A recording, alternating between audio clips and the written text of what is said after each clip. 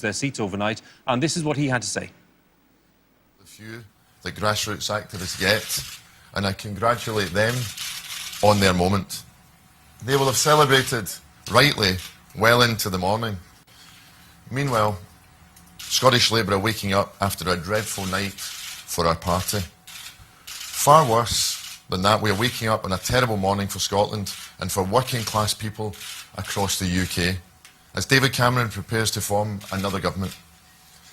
The friends and colleagues that were defeated last night have been faithful servants to our party and forceful advocates for their constituents.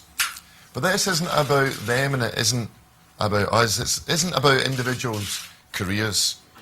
Because while we have lost seats, the thing that hurts most is the loss of hope that we felt and faced with another 5 years of a government totally lacking in compassion, totally lacking in vision. Now, I didn't stand for leader out of a sense of personal ambition. I stood because I knew that Scottish Labour, after losing in 2007 and losing again in 2011, and after the emotional hangover of the referendum, faced the biggest challenge in our 127-year history. As a leader, I wanted to meet these challenges, and I still do. When I was first elected, I gave a speech where I was frank. I said we hadn't been good enough. We hadn't been radical enough. We hadn't reflected the optimism and self-confidence of modern Scotland. Those challenges remain. We have worked every day to try to turn this round. We had, by anyone's measure, the most radical manifesto. Our campaign was energetic and professional on the ground. The dedication of our activists was extraordinary. But we have been overwhelmed by history and by circumstance. We make no excuses.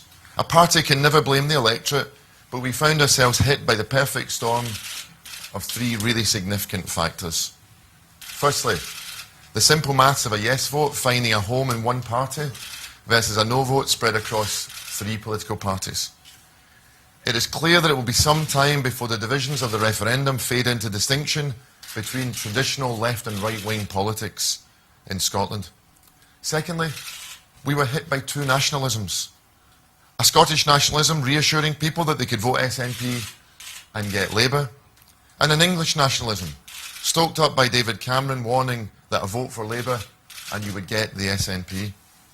Unsurprisingly, forced into an artificial contest between English nationalism and Scottish nationalism, many Scots, including many no-voting Scots, chose the SNP. And let's be clear, it wasn't just in Scotland that the SNP lost Labour votes.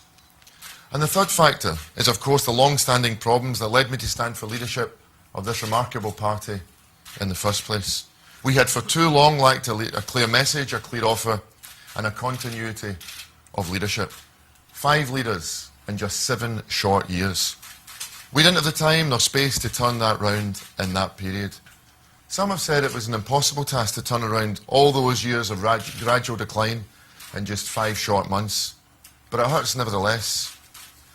Scotland deserves a stronger Scottish Labour Party. Working class people need the party back on its feet. So we're now for Scottish Labour. We have to start from our strengths. And here the success of the SNP strategy offers us a guide on how to move forward. We have been beaten by a party who claimed our heritage, clothed themselves in our values and copied many of our policies. They promised this wasn't about independence. They went out of the way to avoid even mentioning fiscal autonomy. And of course, the central message of this election for the SNP was that you could vote for them and get a Labour government. I am determined that we will always be a better Labour Party than the SNP. We will take confidence in the principles behind our policies. We will renew and retarget them for the Scottish Parliament elections.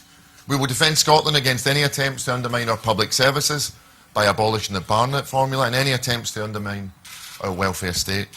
With less than a year to the Scottish Parliament elections, we cannot afford another period of introspection. People need Labour now. They need a strong opposition.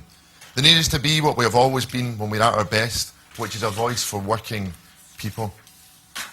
We have a century of sacrifice and struggle behind us. From council housing in new towns, from hydroelectric to wind power, from the NHS to the smoking ban. Labour has been the biggest and most progressive force for change in Scotland's history. We will be again that change in our country, but only if we have the courage again of our convictions. This morning I think of the words of Ernst Toller, the socialist German poet, and I quote, "It's not seemly for you to mourn. It's not seemly for you to delay. You have received a legacy soaked in the heart's blood of your brothers. The pregnant deed waits for you. Wide burst the gates of a bright morning." Last night was gloomy for Labour. This morning as the sun rose, we were hurting.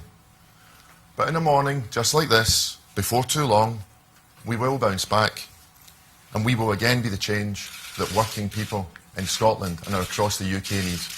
Thank you very much. We'll now take some questions. Which Kes will chair? Jim Murphy, the leader of the Scottish Labour Party. A dignified and eloquent speech, I think it's fair to say, reflecting on the scale of the loss and just pledging himself to rethinking comprehensively what Labour in Scotland is and what it stands for, and to an extent how it's organised, and learning some lessons, as he put it, from the